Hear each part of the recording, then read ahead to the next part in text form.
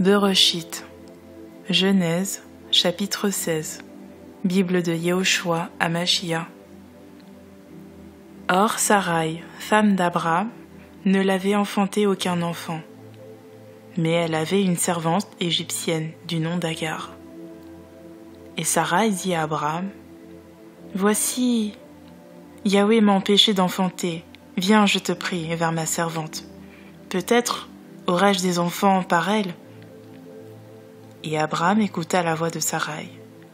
Alors Sarai, femme d'Abraham, prit Agar, sa servante égyptienne, et la donna pour femme à Abraham, son mari, après qu'Abraham eut habité 10 ans dans le pays de Canaan. Il alla donc vers Agar, et elle conçut. Quand Agar se vit enceinte, sa maîtresse devint insignifiante à ses yeux.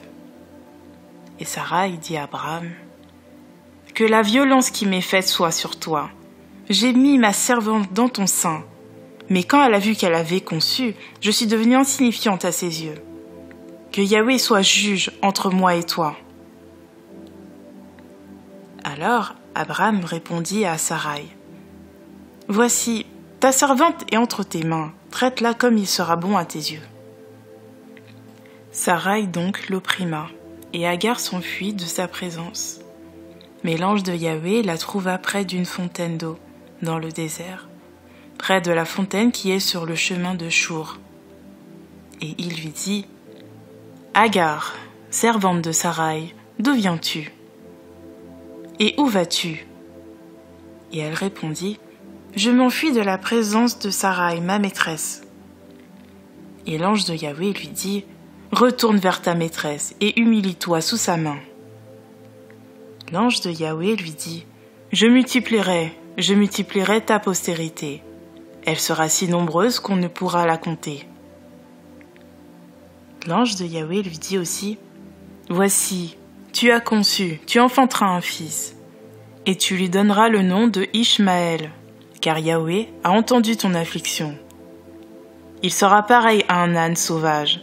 Sa main sera contre tous, et la main de tous contre lui, et il habitera en face de tous ses frères. » Alors elle appela Ata El-Roi, le nom de Yahweh, qui lui avait parlé, car elle dit, « Je n'ai pas vu ici même celui qui me voyait. » C'est pourquoi on a appelé ce puits le puits Lachaï-Roi. Il se trouve entre Kadesh et Bared. Et Agar enfanta un fils à Abraham, et Abraham donna le nom de Ishmaël au fils qu'Agar lui avait enfanté.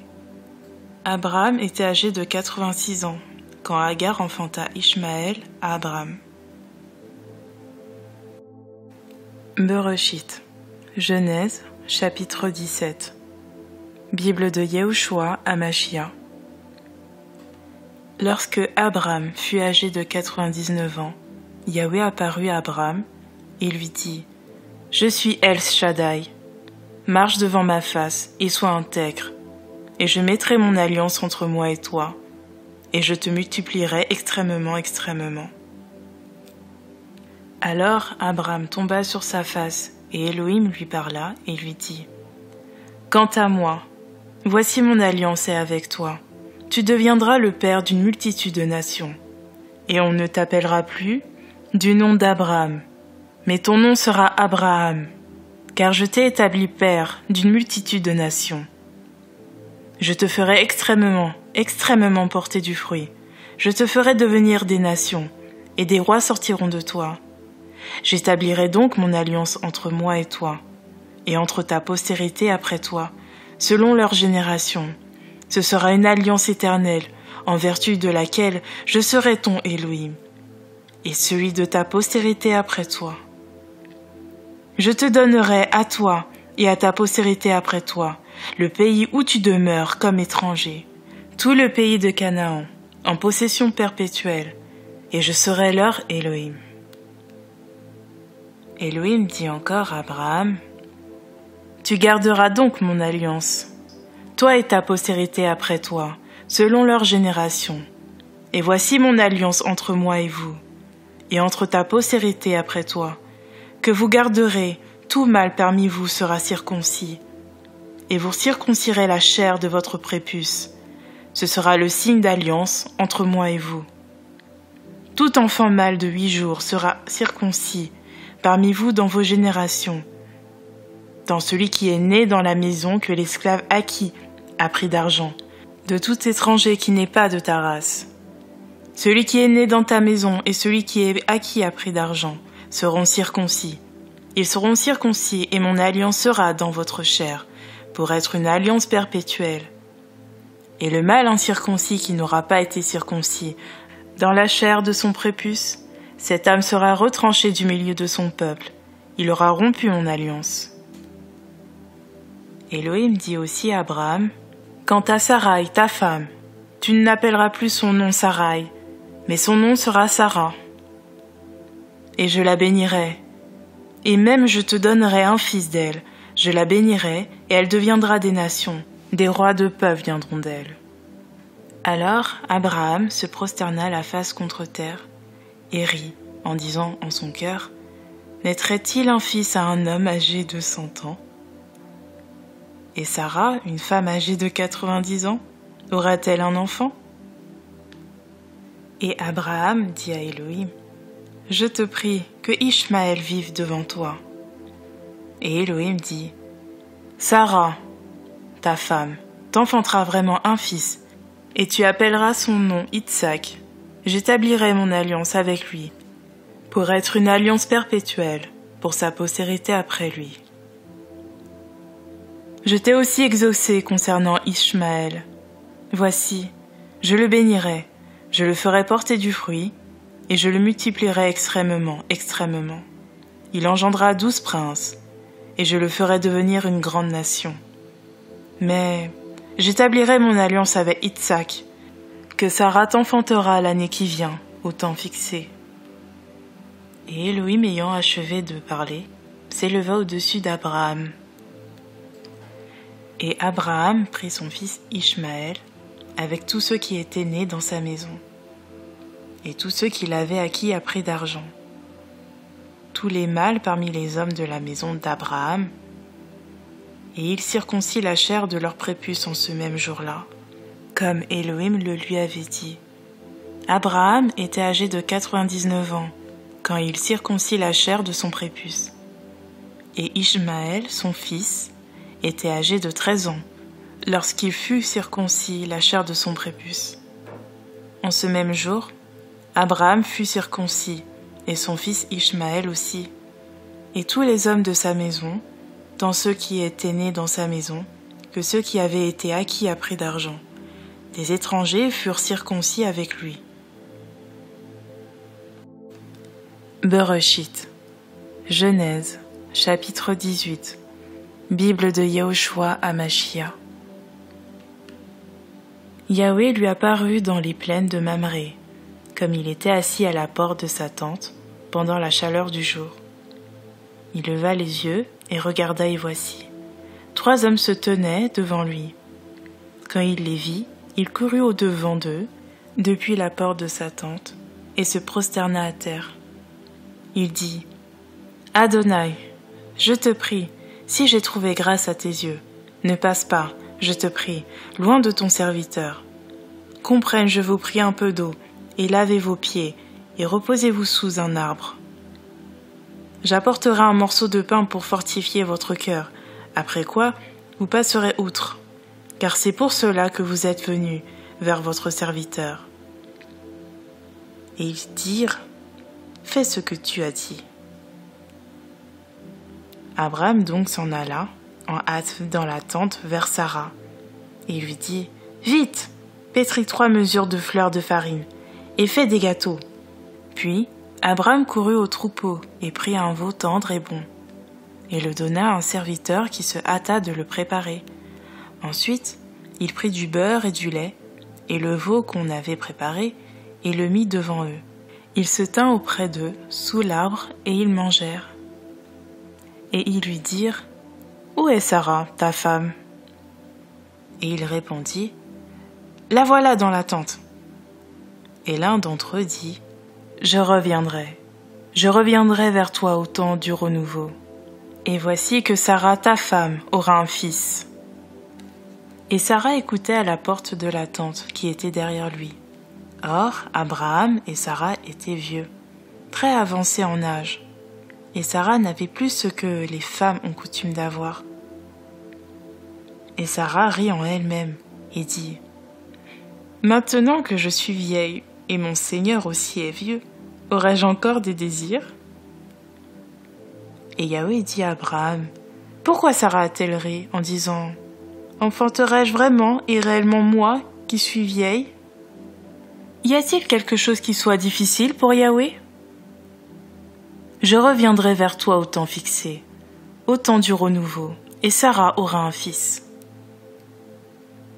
Et Sarah le nia en disant : « Je n'ai pas ri, car elle avait peur. » Il dit : « Non, car tu as ri. » Et ces hommes se levèrent de là et regardèrent vers Sodome. Abraham alla avec eux pour les accompagner. Et Yahweh dit : « Cacherai-je à Abraham ce que je vais faire ? Abraham deviendra, il deviendra une nation grande et puissante, et toutes les nations de la terre seront bénies en lui. Car je l'ai distingué afin qu'il ordonne à ses fils et à sa maison après lui de garder la voie de Yahweh en pratiquant la justice et la droiture, afin que Yahweh fasse venir sur Abraham tout ce qu'il lui a dit. » Et Yahweh dit : « Le cri de détresse contre Sodome et Gomorrhe est grand, et leur péché est extrêmement pesant. Je descendrai maintenant, et je verrai s'ils ont agi tout à fait selon le cri qui est venu jusqu'à moi. S'il n'en est pas ainsi, je le saurai. » Ces hommes donc partant de là allèrent vers Sodome, mais Abraham se tint encore devant Yahweh. Et Abraham s'approcha et dit : « Feras-tu périr le juste avec le méchant ? Peut-être y a-t-il 50 justes dans la ville, les feras-tu périr aussi ? Ne pardonneras-tu pas à la ville à cause de 50 justes qui sont au milieu d'elle ? Loin de toi de faire cette chose-là, de faire mourir le juste avec le méchant, en sorte que le juste soit comme le méchant. Loin de toi, celui qui juge toute la terre ne fera-t-il pas la justice ? » Et Yahweh dit : « Si je trouve dans Sodome 50 justes au milieu de la ville, je pardonnerai à toute la ville à cause d'eux. » Et Abraham répondit en disant : « Voici, j'ai pris maintenant la hardiesse de parler à Adonai, moi qui ne suis que poussière et cendre. Peut-être en manquera-t-il 5 des 50 justes. Détruiras-tu toute la ville pour ces 5-là ? » Et Yahweh lui répondit : « Je ne la détruirai pas si j'y trouve 45 justes. » Abraham continua de lui parler en disant : « Peut-être s'y trouvera-t-il 40 ? » Et il dit : « Je ne lui ferai rien à cause de ces 40. » Abraham dit : « Je prie Adonai de ne pas se fâcher si je parle. Peut-être s'y trouvera-t-il 30. » Et il dit : « Je ne lui ferai rien si j'y trouve 30 justes. » Abraham dit : « Voici, maintenant, j'ai pris la hardiesse de parler à Adonai. Peut-être s'y trouvera-t-il 20 ? » Et il dit : « Je ne la détruirai pas à cause de ces 20. » Abraham dit : « Je prie Adonai de ne pas s'irriter. Je parlerai encore une seule fois. Peut-être s'y trouvera-t-il 10 ? » Et Yahweh dit : « Je ne la détruirai pas à cause de ces 10. » Yahweh s'en alla quand il eut achevé de parler avec Abraham. Et Abraham retourna dans sa demeure. Bereshit, Genèse, chapitre 19, Bible de Yehoshua Hamashia. Or, sur le soir, les 2 anges arrivèrent à Sodome.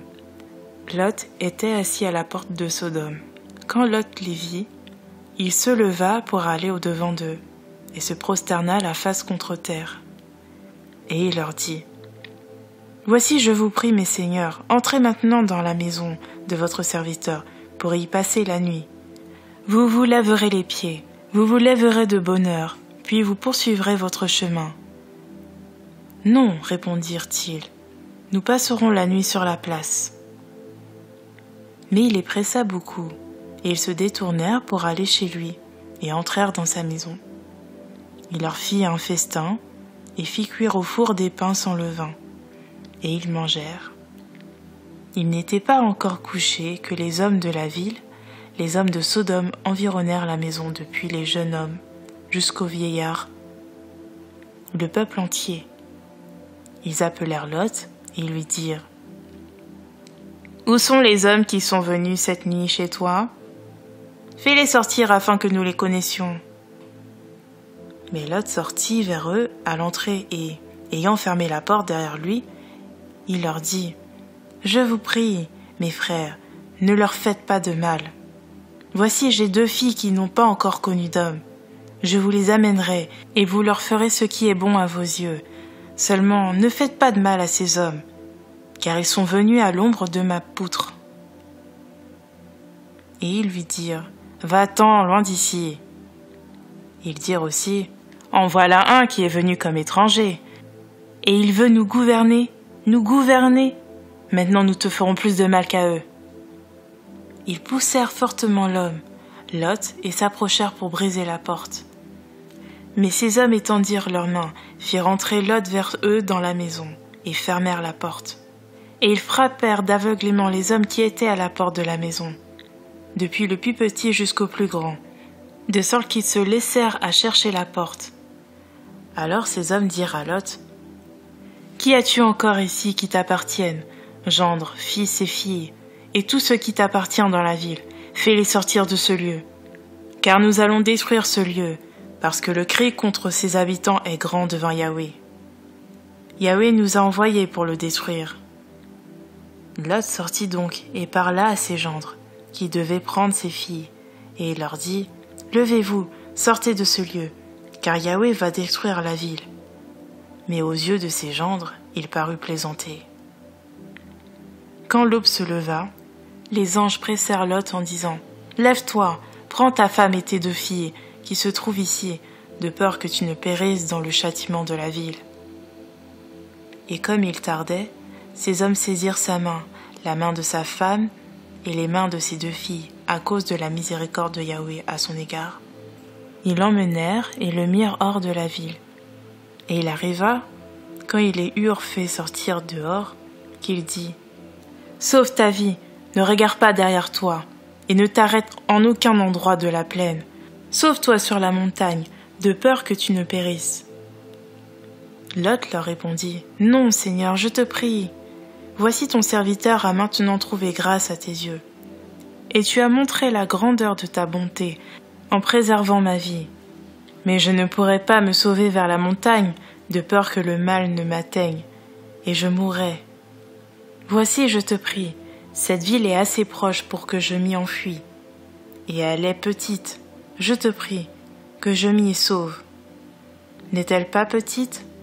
Et mon âme vivra. » Et il lui dit : « Voici, je t'accorde la chose que tu me demandes. Je ne renverserai pas la ville dont tu as parlé.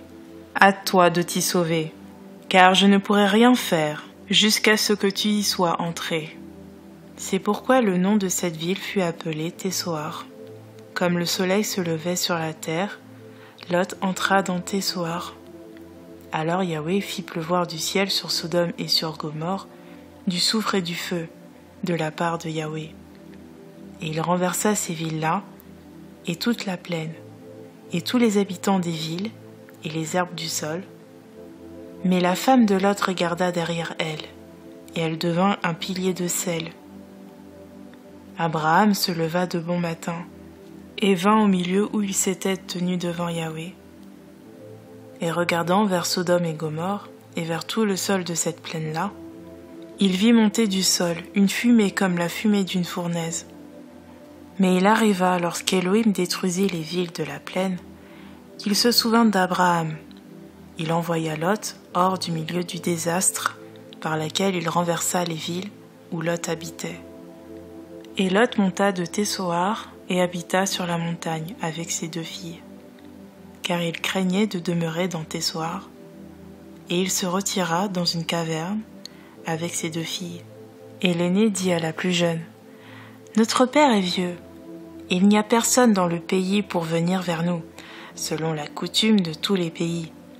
Allons, donnons à boire du vin à notre père et couchons avec lui, afin que nous conservions la race de notre père. » Elles donnèrent donc du vin à boire à leur père cette nuit-là, et l'aîné vint et coucha avec son père, mais il ne s'aperçut ni quand elle se coucha ni quand elle se leva.